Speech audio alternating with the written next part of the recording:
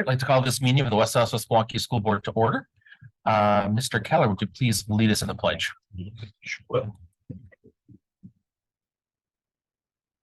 I pledge allegiance to the flag of the United States of America and to the republic for which it stands, one nation, under God, indivisible, with liberty and justice for all. Would you please call the roll? Yes, I will. Ms. Steele? Here. Mr. Burns? Present. Mr. Becker? Here. Mrs. Kaiser? Here. Mrs. Carr? Here. Mrs. Lee? Here. Mr. Keller? Here. And I believe Mr. Sikich is joining on Zoom. Not yet. Okay, we'll check back for him and President Lee. Here. Proper notice of this meeting has been posted in accordance with the open meeting laws of the state of Wisconsin.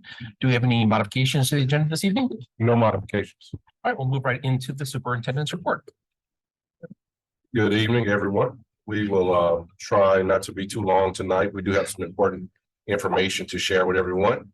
We want to start with our legislative updates. So we do have Assembly Committee on Family Law. We'll hold public meetings concerning AB 510, Parental Bill of Rights. It will codify certain legal rights with parents, specifically concerning child's education, medical care, and religion. We do want to go ahead and start off with our district recognitions. I want to point out that the first recognition specifically, it's for one of our students, and the submission was presented by her teacher, Ms. Helfenstein, from Central High School, and it's for Story Buechner. I had the opportunity to meet Story on Thursday of last week. Story was given an opportunity that I think every child or every student should definitely strive to achieve, and that's become a youth exchange student through the Rotary Club. And so with the assistance of Mr. Steve Hook, and some backdoor and some assistance with going through the application process, Story was given the Rotary Youth Exchange award, and she will be recognized and participate in that particular program to study overseas. Interesting story about Story really quickly. Story has a cookie business. And so on Saturday, and I was going to talk about it in my visits, I actually bought her out chocolate chip cookies the other day. So just continuing to try to support our students in their endeavors. Visits, meetings, and 90-day plan of activities, October 24th, 26th, and November 2nd, we're all listening and learning sessions at Jefferson, DLVA, and Horace Mann. On November 1st, I participated and attended the Hell Football Banquet sponsored by the Gridiron Club. On November 2nd, I did hold the first coffee with the soup at Starbucks on Highway 100. November 4th, I did visit and walk through, explored, any one of those words you want to use to describe the LPTSA 29th Annual Holiday Craft Fair. There were so many vendors and so many people out there. That's why I'm using all of those words, because it was an adventure just to see all of the people there and how well organized this event was. And so shout out to the LPTSA on such an outstanding event. And you know, I told my wife she couldn't come because I know her and she would have been trying to buy out everything. But next year I will definitely allow her to support, no matter how much it hurts my pockets.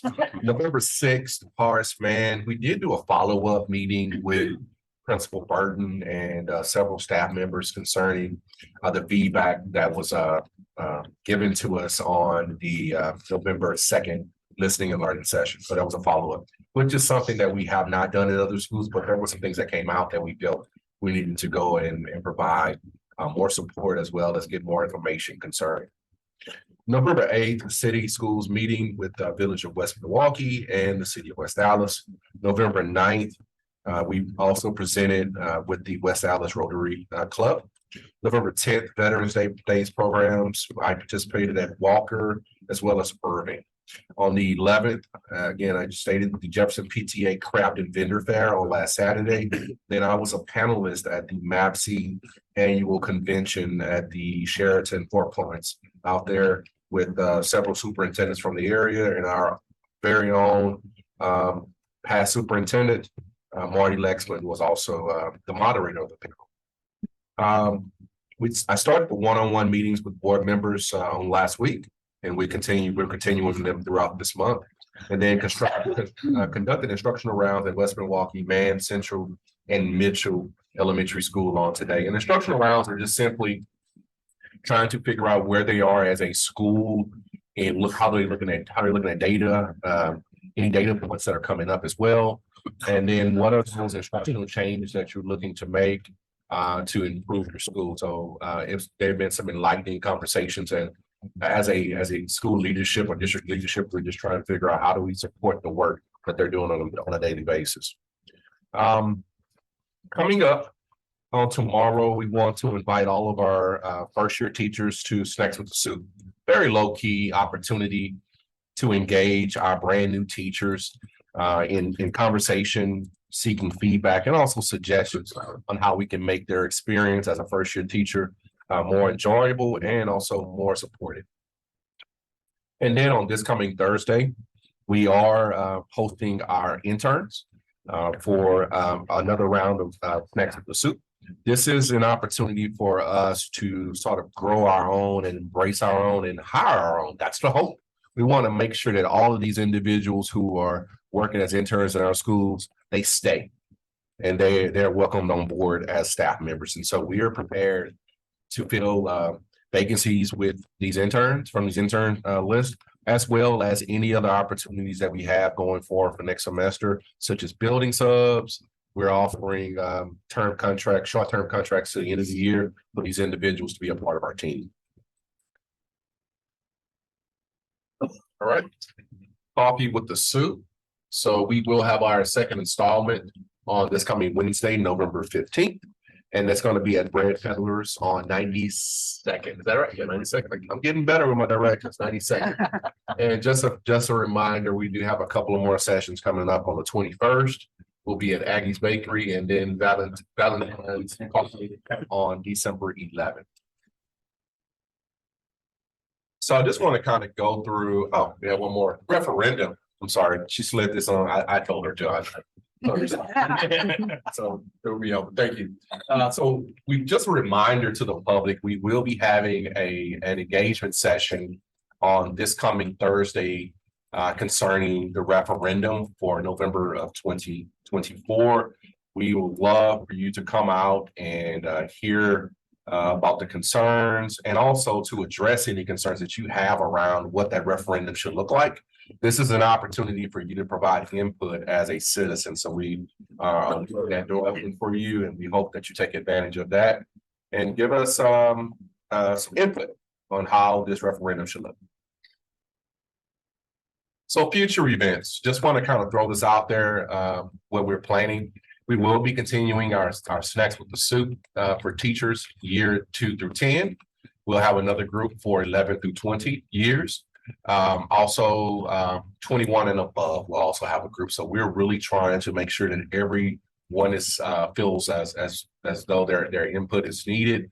They're feeling welcome, wanted, and supported, and just having an opportunity to have a close-knit conversation with me as well as central office. So we did not want to leave those groups out as well. Retirees breakfast. This is something that we've been throwing around and we're going to proceed with.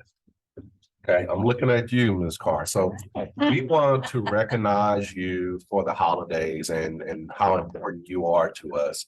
And so we are going to, date has not been set yet, but we will let you know as early as tomorrow. Those invitations should start to be trickling out, where we are having retirees breakfast with Santa. All right, with Santa. Okay. Right. I'm not gonna say who Santa is gonna be, but I have a couple of people I have in mind who may be able to help me with that one. Okay. First quarter attendance percentages. Just want to kind of go through some data with you for a second. On the positive note, when you see green, that's great. Our attendance is up as a district by 2% this time last year. And all of our schools, except for the Shared Journeys program, have seen a positive increase in attendance. And so we are very much aware that a lot of these numbers are not where we need to be, but just want to kind of highlight some things for you. So when you look at DLVA, for example, with almost an 11% jump, and I think with DLVA, it's more about how are they recording, how are they maintaining attendance versus kids are there with virtual. So I'm not sure if the systems were in accordance last year, but I do know that they've been very meticulous about how they're tracking things and with compliance this year. Also, just kind of want to highlight West Milwaukee, 4% increase in attendance. And Mr. Thompson and his team have certainly done a great job in changing culture of that school building. So I definitely want to shout him and his team out. Last year, this time they were at 87%. So to be at 92% at the same point, that's huge. That's a big difference in attendance. And that's not done just because it happens. It happens because there's some planning and there's some systems that have been put in place to make sure it happens. In talking with our attendance team, I just want to also give Connie and Melvin Johnson some credit as well in working with individual schools to make sure that they're tracking students. And if when they're tracking their students, how are they meeting with students regularly and their parents to make sure their attendance is improving? And so this is something that we try to do across the board because when I look at reports like this, I want to make sure that one school shouldn't be way up here and one school down here. I want to see it more balanced off. And if there are good practices that one school is doing and we can use at another school, that's what we're trying to do, be consistent across the board. So hopefully you'll see that with the numbers and leveling off a little bit more as the systems take flight across the district. Our first quarter discipline numbers. So in comparison, we are down as far as total for district. I do want to let you know right now that WiseDash is still not specifying or breaking down the offenses. And so I'm not able to accurately tell you how many of this offense, how many of this. It's just not breaking it down like we need to. So we would have to go through it individually and do that. But right now, as you can see, last year, this time we were at 249 incidences, and that were documented inside of the system. And now we're at 216. And these 216, this is in comparison to the number of suspensions. And so 249 down to 216. So we do have a decrease in the number of suspension infractions that we have from this point last year. Of course, we would like it to be a lot less, but we are seeing the trend going down. Also with this, and I did kind of communicate to the board, and there are going to be some other modifications to tech and how we look at students who are going to tech. We have to make sure that we are really supporting students who we consider put on a pre-ex label. And so with that particular label, what are the supports that we're giving students while they're here? And determining how that looks, we're looking at the youth advisors take a lead role in that, in tiering their supports. So a tier 3 student would be someone who's have continuous infractions still while on pre-ex. Those would be students who we would be looking at for possible tech placement. So we're tiering those to make sure and to look at how we're really supporting students. We don't want tech or any of our other punishments to be looked upon as a death sentence of sorts. We want it to be something that we're continuing to support students through and making sure that we are really focusing on restorative practices and noting what's working, what's not working, and being able to make adjustments on that. What I'll do at this time, let me stop because I just said a lot. Okay, I'll stop and if that's okay, if I can field some questions if you have any. And then I'll allow Dr. Stewart to go on to the employee experience once you finish your questions. Central. Huge drops. Yeah. I'm wondering, culture? Are we not? I mean, I guess my concern would be, obviously I trust our staff, but I just want to, it's just a significant drop. So I So, guess, so they've hired a dean of culture at the school. Iris, is the dean of culture. And having walked that school a number of times through instructional rounds, through school visits, I see the changes. I see the environment being somewhere where kids want to be. Of course, nothing's perfect. We're still trying to get it to where we want it to be, just as in all of our high schools. We talked about vaping is on the rise. There are things that we are definitely concerned with. And not to single out Central as that particular one school that has that issue. But when you look at the culture of the campus and the school, it's like night and day. It really is like night and day. Questions? Reports? Good. All right. Let's move on. All right, so we'll proceed. I'm going to turn it over to Dr. Stewart, who'll walk us through our employee experience survey as well as our parent experience survey. Yes, thank you. So last week on Thursday, we had our leadership team meeting and Alyssa Barrage facilitated a great kind of debrief with our leaders on employee experience and parent caregiver survey results with some suggestions on how to take that data back to their school teams and kind of learn and grow. So today, I just have some celebrations on our district level results. We saw in both surveys an increase in participation and overall mean. So up here, you can see from fall 2022 to spring and then to this fall, that increase in participation was really significant. And then as well as a jump in our overall mean. So we're going to dive into that just a little bit. For the employee experience survey, these were the items that we saw the most growth. So to highlight those is really exciting. I work in an organization where employees regularly share and exchange ideas. We saw a big jump in organizational culture that supports open and honest communication. I would recommend that parents select my organization to serve their child, another big jump, and progress being made on a culture of success for employees across the organization and those that we serve. So, like I mentioned, we saw growth across the board, but these especially saw huge leaps in the employee experience survey. And then for parent caregiver, similarly, huge jump in participation from spring. So that is a big kudos to our school teams. Our leaders worked really hard to make sure that families felt like their participation in this survey was important. We had schools tabling and really reaching out to their families in different accessible ways so that we saw this huge jump. So that's really exciting. And then again, a jump in the overall mean across the survey.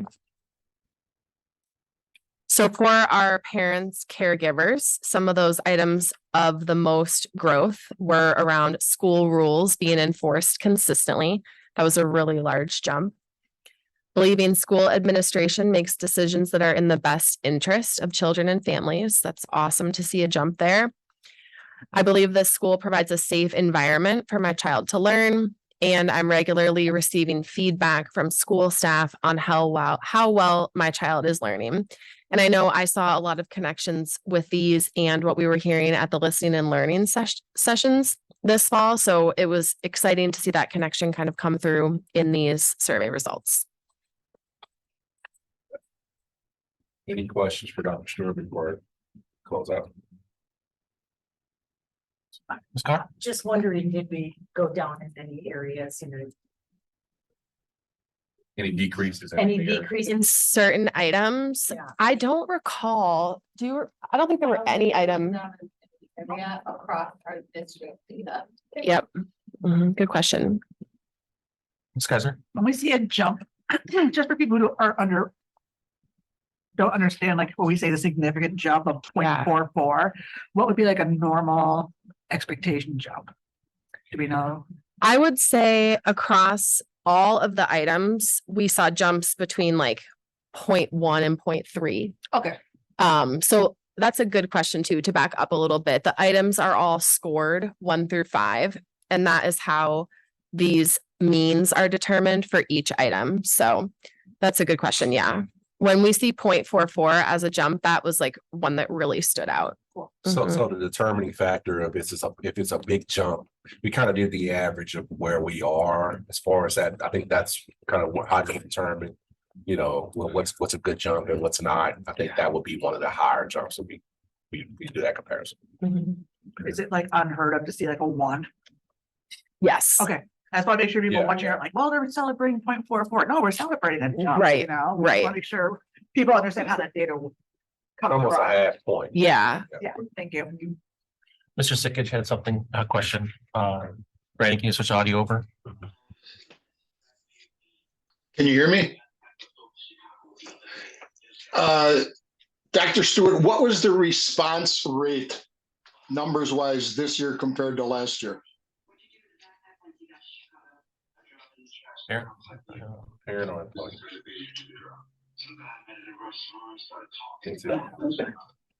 Can you see the numbers, Jeff? I'm curious about that. Yes, I do. I see them now. Yeah, is that what you're asking, Jeff? The numbers there Absolutely. do you want Yeah. the staff one too, or just the parent one? Just the parent one I was You're good. interested in. Thank you.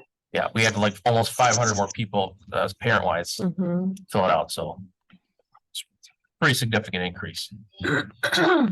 And just getting people to fill it out, which is good because it gives us more information. And provides more confidence in the numbers that the information feedback that we're actually getting. Right. Anything else, Mr. Sikich? No, All right. Thank you, Dr. Stewart. So as we wrap up, we wanted to recognize our October Educators of the Month. We do have 2 individuals who we recently visited their schools and I was ringing the cowbell loud and disturbing the school, but it's all good. And those individuals are here tonight. So when I call your name, would you please come up? Ms. Kaya Tinus is a K-5 teacher at Irving Elementary School. And she is here with Principal Gosh, who is a proud principal. She's peacock proud tonight. She is really a teacher. Doesn't she look like a student? Come on up, but let's recognize. Let's give her a hand.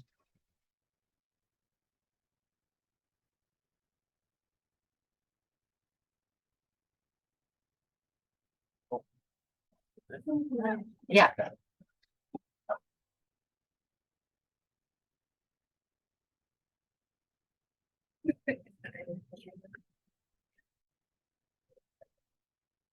All right. So it's.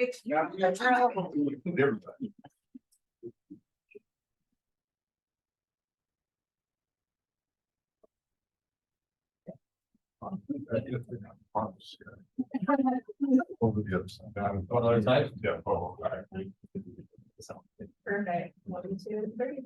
Awesome. Thank you. Congratulations.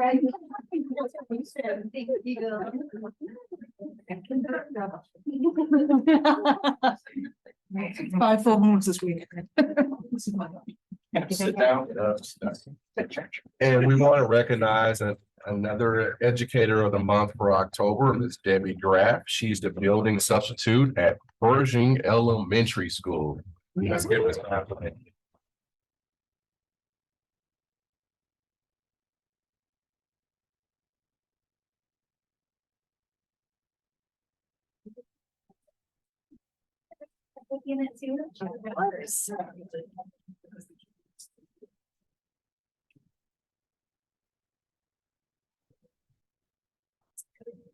Awesome. All right.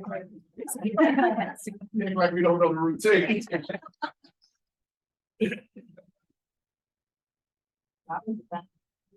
And you guys stand in the same order too.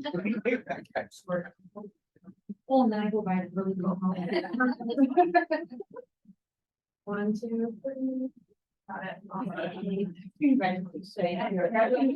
Thank you. Thank you so much for. So.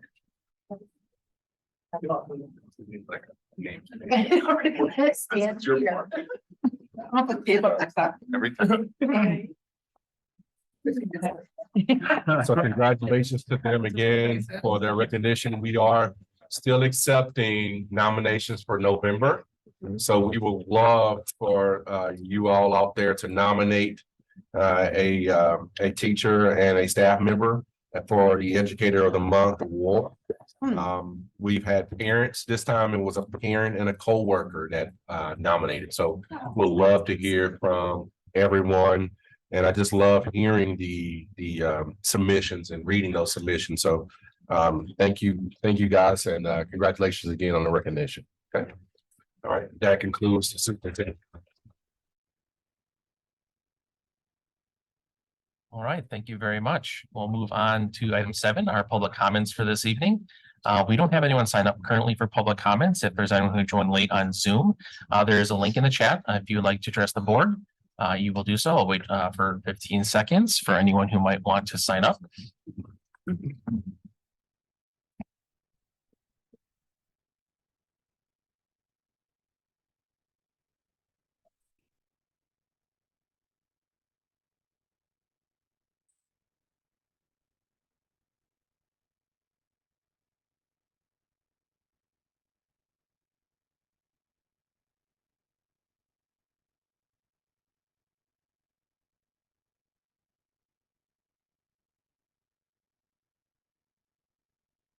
Seeing no additional signups for public comments, I'll close public comments at this time. We'll move on to item 8, our board reports for this evening, starting with 8.1, a review of the board calendar. Today is November 13th. We have a regular Board of Education meeting and a college career readiness workshop. On Monday, November 20th at 6 p.m., we have a college career readiness workshop, state school report cards for the 22-23 school year. Then on Monday, November 27th at 6 p.m., we have a regular Board of Education meeting, followed by a financial stability and efficiency workshop, the 23-24 technology department update, facilities and grounds overview, and update on the long range facilities master plan. And immediately following, we have a closed session meeting. On Monday, December 11th at 6 p.m., a regular Board of Education meeting, immediately followed by a closed session meeting. And then Monday, December 18th at 6 p.m., we have a regular Board of Education meeting. Moving on to 8.2, our board committee reports, starting with 8.2.1, college and career readiness. Ms. Carr. The Life Readiness Committee met before this meeting. And the first item on the agenda, Alyssa provided a preview of tonight's workshop that will build capacity around state statute 118.33. If you recall, this state statute says a school board may allow a pupil who participates in sports or in another organized physical activity as determined by the school board to complete an additional 0.5 credit in English, social studies, mathematics, science, or health education in lieu of 0.5 credits in physical education. So stay tuned for this workshop later tonight, and we will discuss that in length. The next item on the agenda was the Student Advisory Council and student board members. Dr. Robinson has asked his cabinet to create a student advisory council amongst upperclassmen at all 3 high schools. We discussed having these students then joining the board meetings on a rotating basis as a non-voting member. We discussed elections this spring, and implementation would be the fall of 2024. Admin will work on guidelines and timelines and bring more information back to the board at a later date. Our third agenda item was a human growth and development update, and the board will attend a workshop sometime in the next 2 months. Our last item agenda was about community feedback. So apparently, this is a new agenda item that will be part of all of our committees now as on our agendas, that if a community member decides to join us, this would be the time in which they could speak and give feedback. So our last item agenda was under community feedback, which is an addition to all committee agendas. And John Washburn gave us some suggestions about how to implement the state statute 118.33. So it is easier to keep track of which students qualified. And that is the conclusion of my report. All right, thank you very much, Ms. Carr. Does anyone have any questions for Ms. Carr regarding her report? Or any suggestions for future agenda items for the committee? Being none, thank you very much, Ms. Carr. We'll move on to 8.2.2, communication and community relations. Ms. Steele. All right, the Communications Committee met on Monday, October 23rd. We first talked about coffee with the soup, which is a new way for community members to connect and talk with Dr. Robinson. The first coffee with the soup took place on November 2nd, with 3 more scheduled for November 15th, November 21st, and November 11th at various places around the community. We then discussed the employee engagement survey and the parent caregiver survey. Participation has been higher this year than in previous years. We saw 5% more responses from staff than last year. You just saw the numbers. And then our family participation went from about 830 to about 1320. So almost close to about 40% increase-ish. You're doing math. From last spring, data from these surveys will be presented to the board, which was today. And All right, thank you very much. Does anyone have any questions for Ms. Steele regarding her report? Ms. Kaiser. Can I just comment that I'm really impressed with communications this year and how well it's been put through and put out, and people are really seeing it out there. So I just want to say thank you, Dr. Robbins or Dr. Stewart and everyone on the committee. All right, thank you very much. Any suggestions for future agenda items? Right, see none. Thank you very much, Ms. Steele. That concludes our committee reports this evening. Moving on to 8.3, board member reports of community events and events members attended over the last, well, a few weeks since our last board meeting that they would like to report on. I'll check my. Ms. Carr. I attended Irving's Veterans Day celebration, and it of course was delightful. I think the thing that impressed me the most was the dedication from the music teacher, and the way that he you could tell that he was very emotionally invested. And I liked the fact that it was informative. Kids learned something about Veterans Day, along with singing songs, and of course their angelic voices as the choir sang patriotic songs, which was lovely. They learned things because people got up and presented, and then they presented pins to veterans. And so it was, it had a formality to it that was really, really meaningful. And the crowd itself, there were a lot of parents there, and that was so wonderful to see. Thank you very much, Ms. Carr. Anyone else would like to report? Ms. Steele? yeah, I've been to a couple of things over the last few weeks. No way. I just want to say thanks to Roy. I went to the Jefferson and the Horace Mann listening and learning session. So I just want to say thank you again to the staff, teachers, parents, families that came out for those.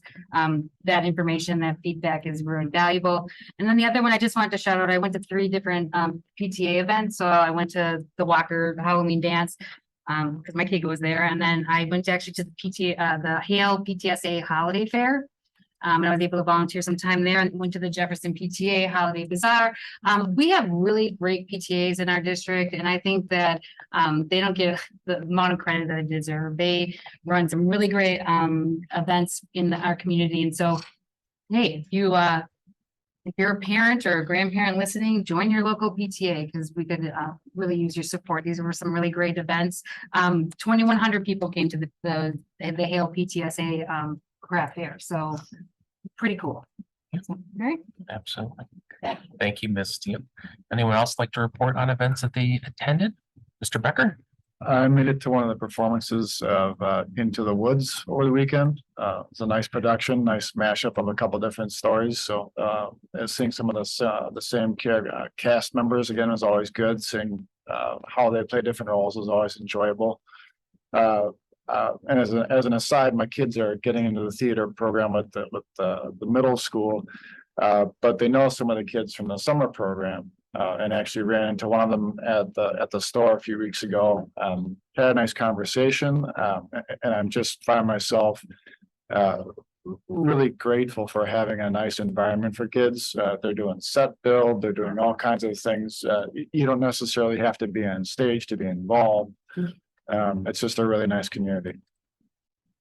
All right, thank you very much, Mr. Becker. Anyone else who would like to report on events that they attended? All right, as get to go last, just get to say a lot of dittos, like Yeah. ditto is at this, and ditto is at that. Agree with Mr. Becker and Ms. Steele's comments regarding the PTAs and our theater programs.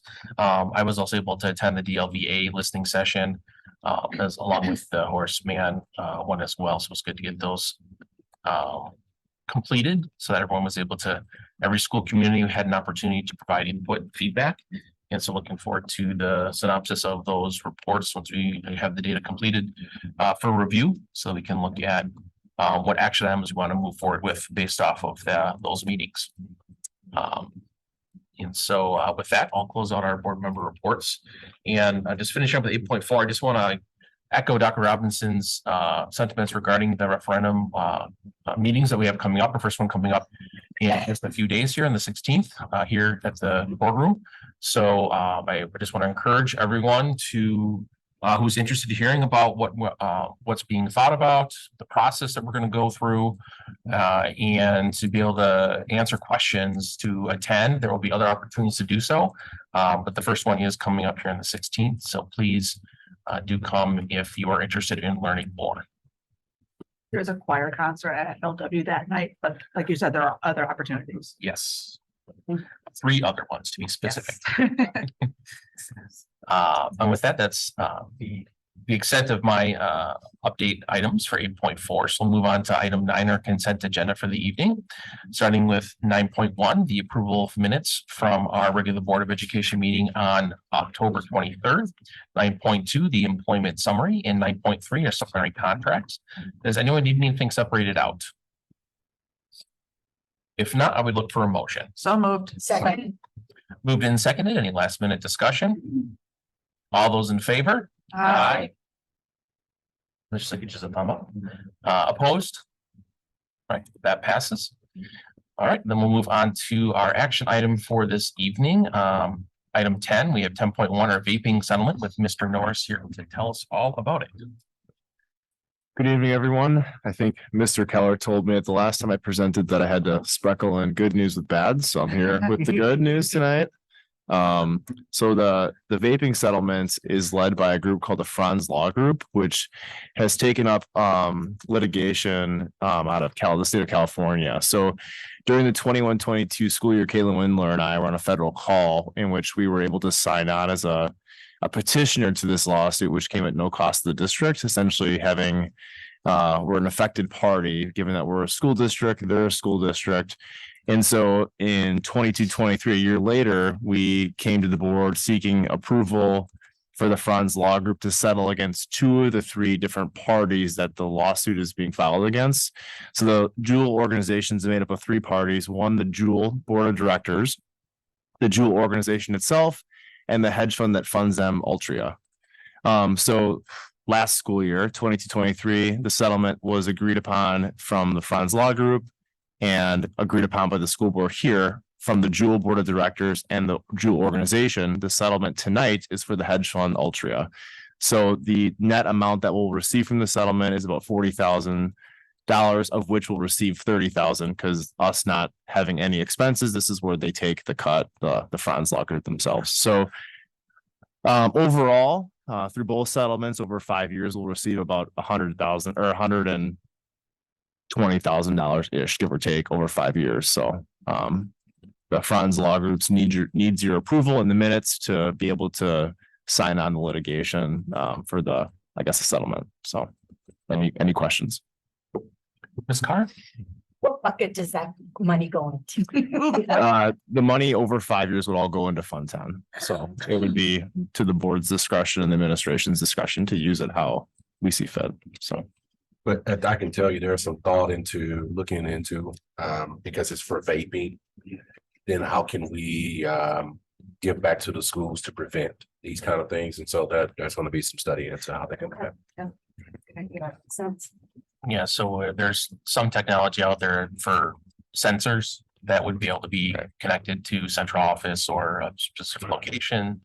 So, you know, thought processes depending on what's involved and how much the cost is to possibly outfit our bathrooms with those sensors so that that would hopefully curb the vaping in the bathroom, which is a complaint that we hear on a somewhat regular basis as a concern for from community members, staff members, parents and students that are trying to use the bathroom and can't because there's a crowd of people in there vaping. So that's one thought that has been brought up. We have to do some looking into that to see what the cost is. And again, whenever you start, if you have to cut open the ceiling or something, what is that going to involve? Is there a abatement that's going to go with that if it's asbestos? So we have to think about all those things before we make future things. But that's a thing that has been highlighted as a possibility for use of these funds. Additional questions? Now I'd look for a motion. Move to approve. Second. Moved and seconded. Any last minute discussion? All those in favor? Aye. Signatures of thumbs up. Opposed? All right, that passes. All right, thank you. Okay, so with that, we're going to move into our workshop this evening. Discussion of state statute 118.33, parent 1, parent E. Do you have any comments, Dr. Robinson? This Ms. Barrage? It's just going to be a surprise. Presenting it. Before we begin, we do want to put up this item for a good discussion concerning how we need to move forward in the future concerning credits specifically for our athletes and as a substitute for physical education. So this is generally what the discussion is going to be about. And we also want to make sure that what any action that we take in the future is going to be aligned with state statute. So we're going to go into that as well.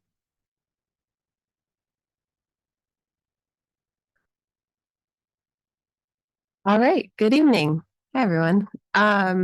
Thank you for that, Dr. Robinson. So we're going to be discussing this evening the state statute 118.33, which reads a school board may allow a pupil who participates in sports or in another organized physical activity as determined by the school board to complete an additional 0.5 credits in English, social studies, mathematics, science, or health education in lieu of 0.5 credits in physical education. So what I'm going to do is kind of walk you through the statute, different considerations to be thinking about for the discussion, and then have opportunity at the end for you all to kind of discuss, ask questions. Our committee is in the loop. They're the ones that brought this kind of forward as an idea of something we could move forward with. But I also think it's important that you know that I spoke with our entire physical education team on October 30th and got their perspective. So that's also woven into the considerations once we get to that slide. As well as I know community members have reached out to you all, parents, as well as physical education teachers. So now we all have some context of what the state statute is. Some things to consider in terms of why other districts have moved forward with creating policy around the state statute. Two main areas I would say that are in favor of this would be student choice and flexibility. So it allows students to take additional coursework in those identified areas per the state. So it does allow some more flexibility for students who want to take more elective choices that maybe that wouldn't fit in their schedule otherwise. And I think it also is an attempt at honoring student time and effort. So, student athletes put a lot of time into their sport outside of the school day. So just honoring that effort and acknowledging that through this state statute. So just two ways that I believe the state is trying to get at supporting student choice and flexibility, as well as honoring their time and effort. Some additional considerations. Some of these are, and I know the wording is small, so I'll try to just kind of summarize each of them. Some of these were brought forward by physical education teachers, and some of them I also pulled from DPI's list of considerations that was put out when the state statute came out. So they have a whole list of essentially questions we should think about as we consider adopting any policy around the state statute. So the first is what would be a loss for students as a result of decreasing physical education requirements? So something that a lot of our physical education teachers emphasized was that their courses are based in standards. And when we take away one of those courses, it's taking away the opportunity for students to have practice and being able to show mastery in those different standards. And so I think also building this idea of physical activity being a lifelong fitness, right? And we're kind of molding that in these early years in high school. The second is athletic activity participation versus academic performance. So the same idea, does athletic participation carry the same weight as educational coursework? That was something that was brought up by our physical education teachers as well. As well as another consideration is just the overall lack of physical activity throughout the day, the school day. Obviously, we all work, we're seated a lot. It's the same with students. They're expected to kind of sit and be in these different classes throughout the day. So physical education courses are a way to kind of get out of that, as well as have a lot of other benefits like stress reduction, improved fitness, etc. Coaches are also not licensed educators, right? So while there's so many skills and things that can be acquired, and as a former coach, I would say I, have impacted many students as a coach as well as an educator. But those are two different paths and licensure required behind them. So another thing to just consider. It can be difficult to decide which sports would qualify under this. As I researched this, different districts just do it differently. So I have two different examples to show. But again, if you go back to the state statute, it's participates in sports or in another organized physical activity. So that's where we would have to determine what would be considered that. And then we would have to create a path for how we would track that and ensure that students stay on track for graduation, which is kind of the last overall consideration to be thinking about. Is if we were to move forward with something like this, we would have to have systems around tracking it, which we can create. But we also just need to make sure that it's pretty specific what we're looking for to ensure that students stay on track for graduation.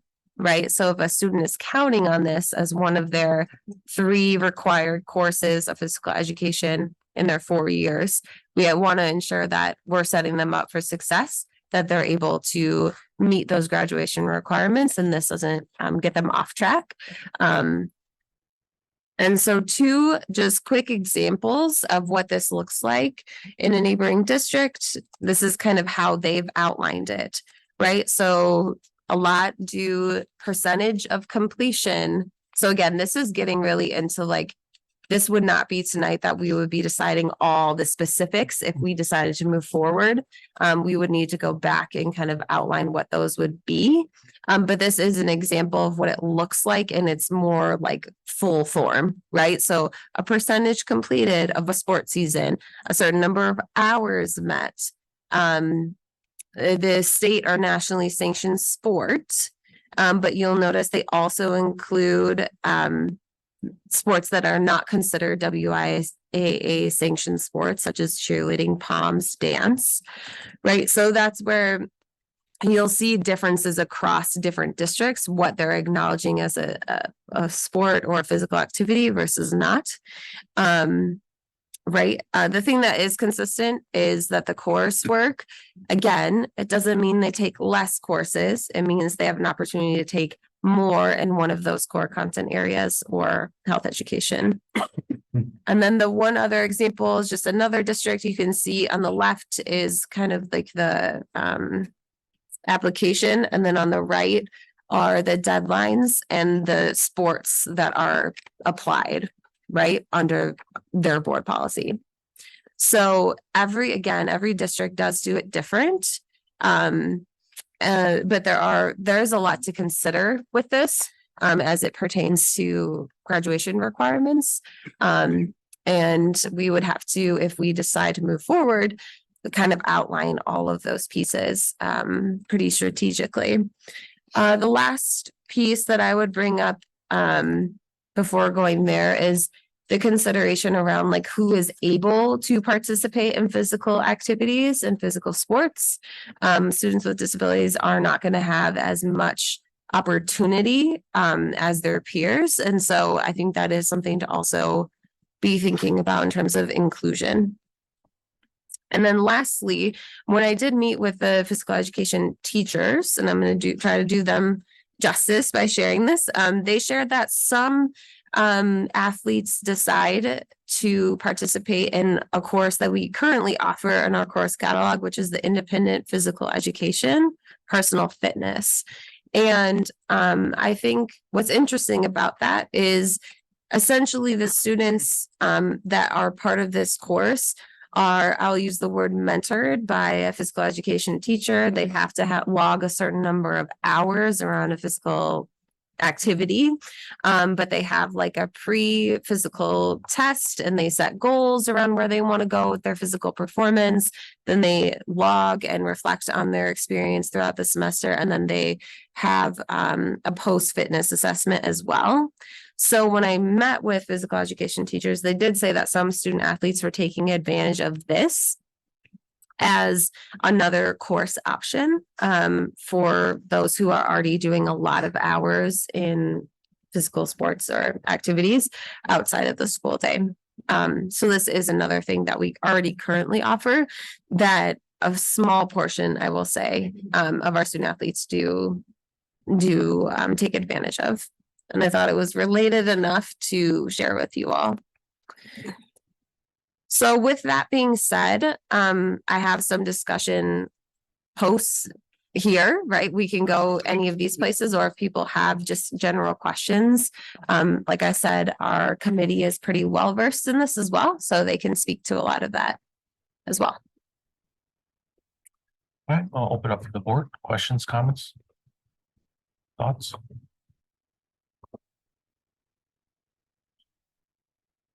Sure. When I first heard about this statute, I was very interested in how could we do this also for POMS dance, but also like marching band. Those kids put in hours of work or other activities. And then do we narrow this down to our school programs, or also club programs, or other dance schools and other ways to do this? What made me say I'm not in favor of this at this time is the fact that our phys ed teachers, I don't want to demean the really hard work they do with learning targets that have to be addressed and assessed at the state levels. We cannot guarantee our athletes are getting every single thing on that list, which is extensive. I mean, I'm a fourth grade teacher. We probably have over 200 standards we cover in a year at least. I can't imagine in a 3-year high school experience how many standards could be missed. And we're not giving them a guaranteed viable curriculum that is covering everything they need. So at this time, I'm against the state statute, but I'm one of 9, and then that's where I stand on this. Okay. Mr. Sikich? Brandon, if you could switch the audio over. Can you hear me? Well, I am vehemently against this. I see this as 2 separate, and you shouldn't be surprised because I spent 30 years teaching physical education, not gym. I see that sports and physical education as 2 definitely separate entities. And to say one you can do or can't do, whether you want to call it is better or worse. There won't be a way in the world that this could even be adjusted that I would be interested in voting yes to getting rid of a half a credit of physical education. That's my take. Thank you. Other thoughts? Ms. Carr.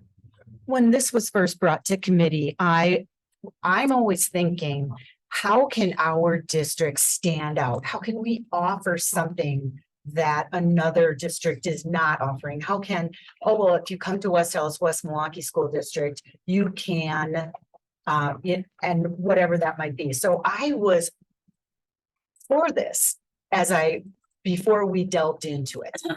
But then when you really sit with it, and we sat with it for quite a while, and we took a look at all the pros and cons. And if you wrote them down, I mean, there is really nothing that would get me to vote a yes to this, because of all those the considerations that we've talked about. And I do think that physical education is really important, and I think we need to honor it. And I'm voting no, if it would even come to fruition to come to a vote. Right, Mr. Keller. I just have a question with the elective, the independent physical education. Is it possible for the students who do participate in that to utilize some of the hours that they are spending from their sport as those credit hours? Because I know it says 45 hours of physical activity with some guidance from a mentor, but are they able to use some of those hours to count toward that? Yes. Okay. So it sounds like we already kind of offer something that does what I'm of the person, I mean, I'm a little torn because I do feel like our athletes put in a lot of time. But to other points that have been made, I think there's a lot of other considerations here. I don't think there's a way to really make it equitable, is kind of a big issue here. And I don't want to minimize what our physical education teachers do and the standards that they're responsible for. And I think the fact that we already offer an independent physical education elective, I think is kind of that happy compromise already. So I personally don't see a need of going a step further. For the elective, is that something that then would allow them to take another class? Or is that making their schedule full? Because I think the biggest benefit to this statute is that a student would be able to take an additional course that maybe they otherwise wouldn't be able to take because their schedule's full.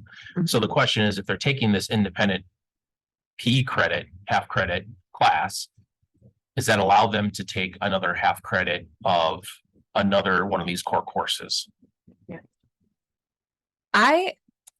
I would have to delve deeper into it. I don't see how it would, because it's still 0.5 credits on their schedule. So I would have to talk more with our high school counselors to see how this plays out in a 4-year trajectory. I do think that is the trade-off, is that doing something related to the state statute would allow a guarantee that they will have more flexibility to take more coursework. I don't think that this does that, achieves that same goal. Okay. Yeah. So I think that was the big delineation between the two, is that the independent study allows them to use some of their time they're spending in practice when and competing in a physical sport to count towards a PE credit. But I'm less worried about that and more concerned about, well, if they want to take another math, English, science course, they don't have that space in their schedule to do so. And that's where I was coming from that perspective. So if maybe some clarity on that, because I think the independent study course sounds great in practice for the purpose of giving them a student who is participating in sports to apply that towards that PE credit. It's not the same thing as saying, well, I wanted to take an upper level math, science, or English class that because I don't have room in my schedule to do so. And so that's the difference that I see. Mhm. I agree, but my response to that would be, why couldn't it? Like, there should be a way that we can make that work. And So- it might be possible. I just don't want to say with certainty without talking to counselors around that. If we were like relying on this as that's like a way for them to. From when I spoke with the PE teachers and I had a separate call even about this, that wasn't brought up. And the teacher said that of all student athletes, there was probably like 5 that were doing this course, taking this course. So it wasn't like a large number of our students were even opting to do it, but I can absolutely follow up with counselors and see if that's something to consider. Yeah, because I think it would be a question of, what are those mentorship requirements? Like, Mhm. do they have to meet or be in the presence of that PE teacher? And then my other question to the other piece of what you said is, how aware are the athletes of this option too? So is the enrollment numbers down because they just don't know it exists? And do we need to do a better job of making them aware of that? Mhm. Or is there something else there? So I think there's a couple areas where we could maybe use more information and B, possibly improve on what we're currently doing. Mhm, mhm. And to be clear, it's not 5 students in independent physical education. It's just 5 athletes that are doing it. There are Gotcha. more students that are taking this course. But with the teacher I spoke with, he said there were only a handful, like 3 to 5 that were student athletes. So it could be something that for those who maybe it could create still more opportunity in the schedule and still meet requirements. Yeah. Did you have? Yeah, in the same vein as what Mr. Lee was saying, I kind of wonder if just to balance it out a little bit better, is there a threshold that could move people toward a almost like a tiered experience? Like if someone is looking at taking an AP course versus taking a Phi Ed course, and then they're looking at college credits potentially, would that move the needle? Is it like if it's only the last half credit and it's only for seniors, something along those lines? We discussed it only being for possibly first semester seniors, because we don't want them not having the credit.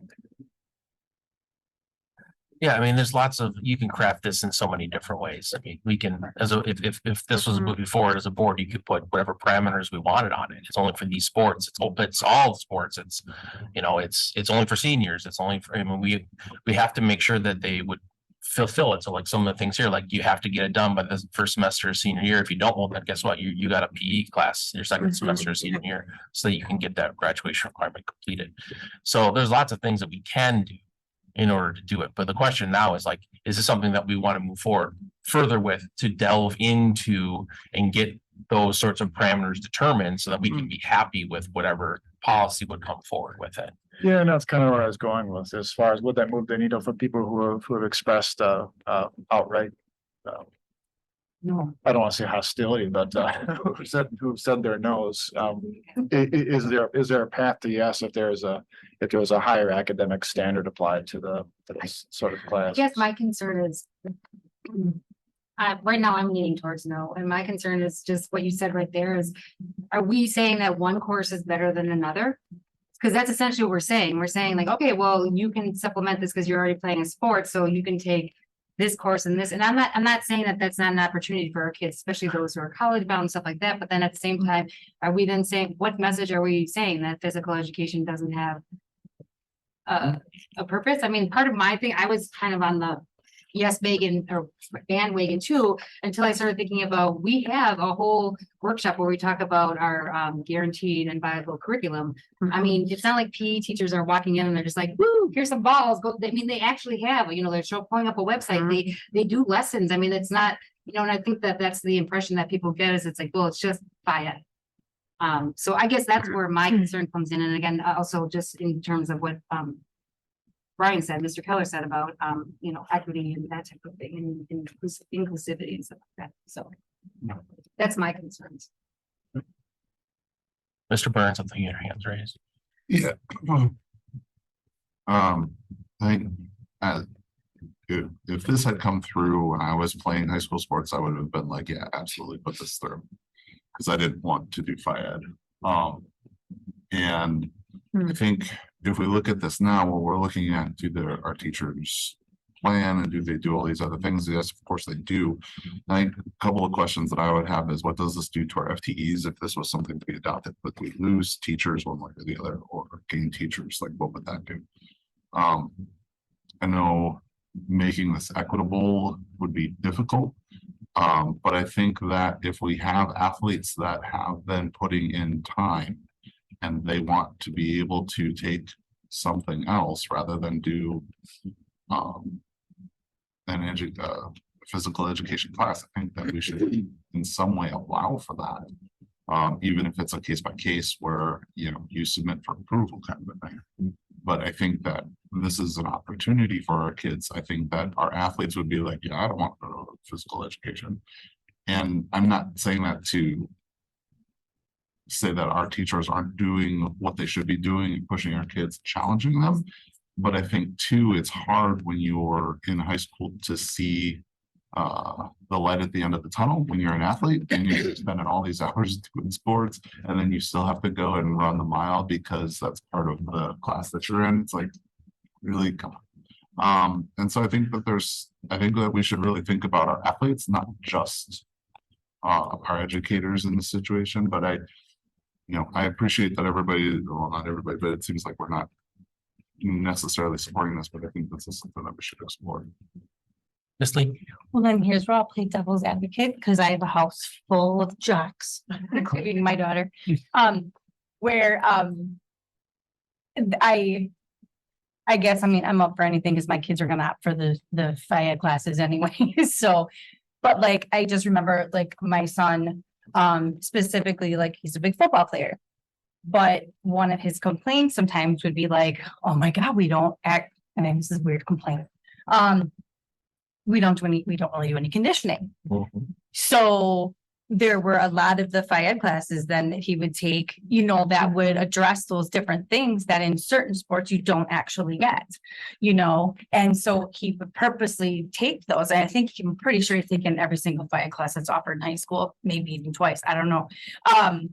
But for those reasons, because some sports don't necessarily address those different variations of whether it be muscle groups or the types of training, whether it be strength and fitness or weights or conditioning or things like that. So, I guess in those regards, and again, maybe those kids who aren't athletes don't necessarily realize the value of that. But I think especially today with the amount of gaming and TV and screen time and stuff, that it is so important for our kids to get this, whether they want to or think it is or not, for them to get it, that I think that's important too. So I guess, because at first too, I thought, oh, this sounds like kind of a cool idea, kind of like how Jane was. I was like, oh yeah, let's get on this, whether my kids would or not. But I was like, the more it's talked about, I'm kind of like, no, I think it's good that this is part of what they got to do.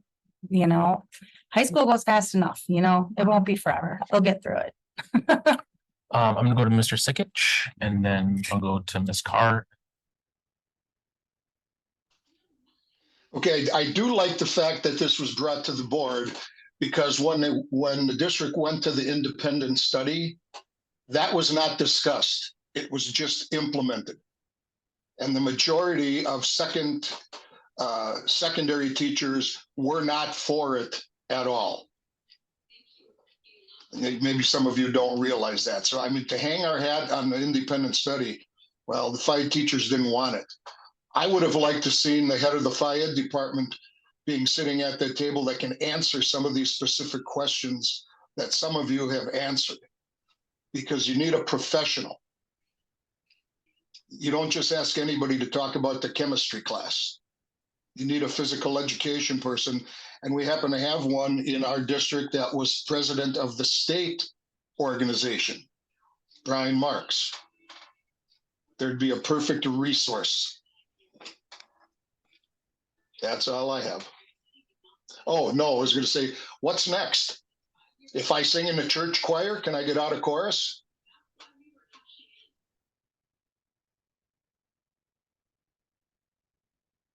This course is an elective and this is required by the state to have 1.5 credits of PE in order to graduate. That's a state requirement. So that's the difference there, Mr. Sigich. All right, Mr. Carr.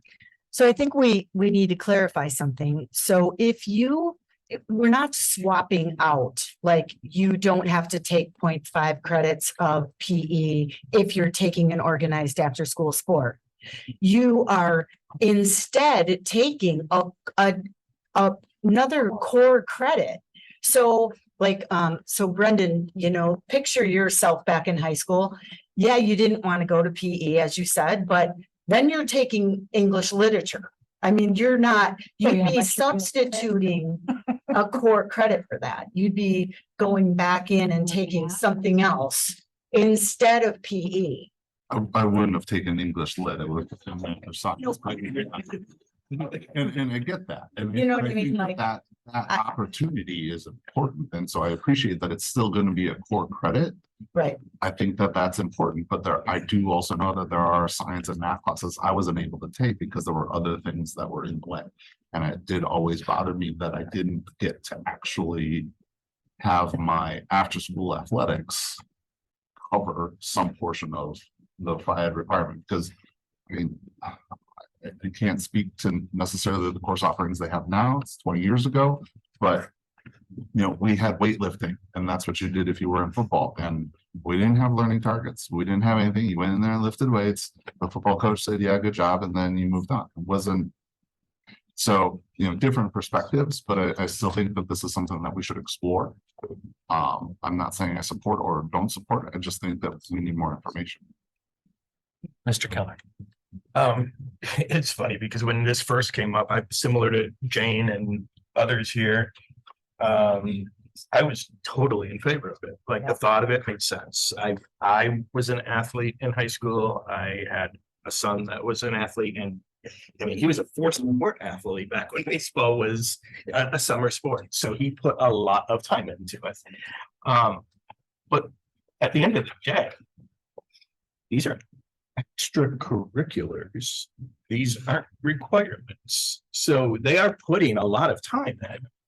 It's because it's something extra that is afforded to them by being a member or being a student within our school. It's not something they have to do. They do it because they enjoy it, because they want to take part in those activities. So while to a degree I get it, it's still extra. It's not something they have to do. And again, it goes back to that equity piece. There's some people who are not able, some of our students are not able to participate in those sports. So how do you make that equitable? It's impossible. So I think something else that we should be considered is, again, this is not removing an option, it's adding an option. And I think that's the biggest thing that I take away from this. It's how many students will actually, if this was available to them, would actually do it. It's probably not a lot. For the reasons that Ms. Lee provided, for the reasons that Mr. Sigich provided, for the reasons that Ms. Carr has provided, like, I don't think there would be a lot of people who would take it, but there might be some very specific individuals who are like, oh, geez, this is a great opportunity for me to be able to take this class that I would not otherwise be able to take. So I see it as gaining an option, not removing an option. This isn't requiring anyone to do this.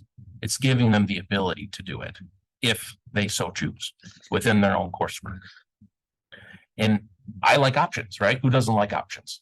And I think that is why this was opened up in the state statute, so that option was available.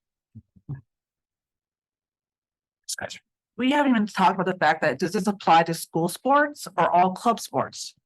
And something that this was discussed, and something that a former board member often pushed was, we want the kids back in our schools doing our athletics. But this statute does not state that specifically, I believe.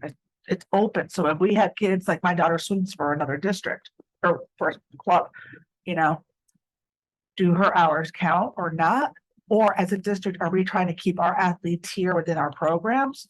None of the conversation here has changed my mind. I'm a no on this, but we haven't even touched the surface on what we could, and as a marching band kid, when marching band was not an option, I would be arguing all day and night that this is a sport.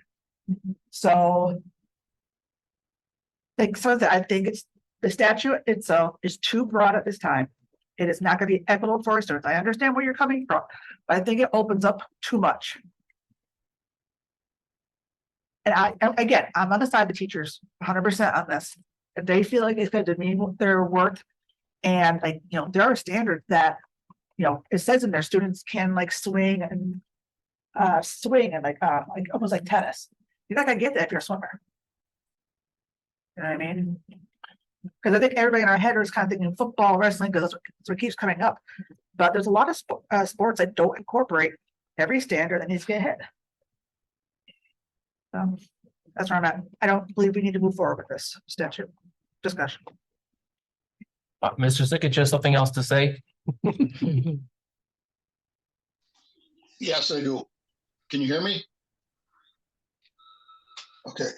I think if this would come to a vote and it would get voted in, I think you've sent a message to every FIAD teacher in the district that what you teach is not important at all. That was kind of the message that was given during the independent study. And I just want to correct you a minute there, Noah. The 1.5 had nothing to do with the district going to independent study. They still got a half a credit for that. None of that changed. Thank you.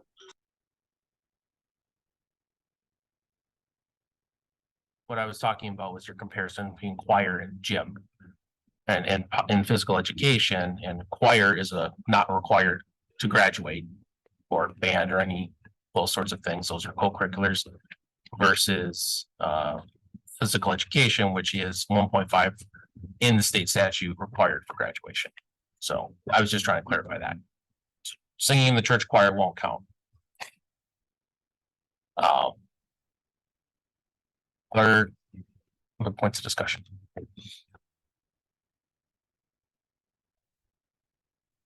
Take an informal poll. Yeah. Yeah, so, do we want, so, I mean, to Skyjers, there's lots of things that we would have to decide. But really, we have to decide as a board if we want to go into that and to make a decision of spend more time in committee on figuring out what sports will be included, what sports wouldn't be included, how many hours and that sort of thing, getting the nitty-gritties of a policy put together that we would then approve. Before we give a general sense of what we're thinking, as you're kind of thinking about kind of how you're leaning, keep in mind one thing though, like, is there anything that could sway you one way or the other? And the reason I kind of say that is because if the majority does say, hey, yes, we want more information, let's proceed. I just want to be respectful of the time that is put into that. So if you are a hard no and nothing is going to change your mind, then that's great. But just kind of keep in mind the time and the legwork that goes into some of these things when you're kind of giving your indication of which way you're leaning. Yeah. All right, so thumbs up if you want to get more information, thumbs down if you think that we don't want this as a policy in our district. All right, well, that's all we need to know. Okay. Thank you so much for bringing it forward. Yeah, thank you. Thank you for that feedback. Mr. Sickich, the vote. Or did you see? Did you see that, Mr. Sickich? Should be able to see. Mr. Sickich, what do you need? I wasn't really sure where it's. I couldn't tell if thumbs were up or down on that last. Thumbs up. It was, Sorry, I didn't hear you, Jeff. I could not see everybody's thumb, how they voted. So what was or not voted, but what they give you an indication of? Just the consensus. Yeah, I couldn't see anybody's thumb. It's not coming in clear on my computer. We're not moving forward with the policy, Jeff. Thank you. Is that okay? Yep. Okay. Great. Okay, thank you. Thank you. Thank you. Work you Thank you put very in. much. Yeah, we do appreciate Thank it. you for the. You're the board, that's why we brought this to Yeah. the committee. Yeah. It's too much more. All right, so do we want to, do we need a 5-minute break or before we move into the committee of a whole? No. I've seen yeses and nos. Okay. No. All right, so I need a motion to adjourn.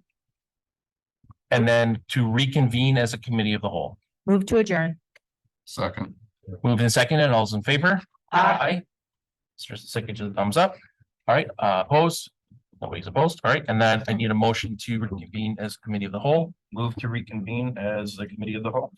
Second. Moved in second, and please have roll call. Suzette? Yes.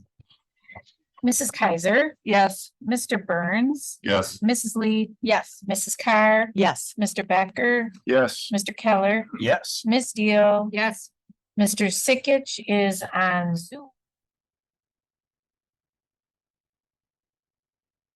All right, so we have our updated board policies that we had a reading of previously, Dr. Robinson. So twice a year, Neola meets with myself as well as the cabinet members. And we work to update policies. However, for some reason, for whatever reason, I believe in transition last year, the January meeting did not occur, nor did the July meeting. And so we're technically sort of like behind in updating the policies. So we did meet with Neola on October 2nd, 23, and we met to update the January 23 policies. So these are the policies, the updates that are listed on the agenda. And so we're asking for these policies tonight. Questions from the board? So, go ahead. Your question? No, I don't have a question. I was gonna say, so.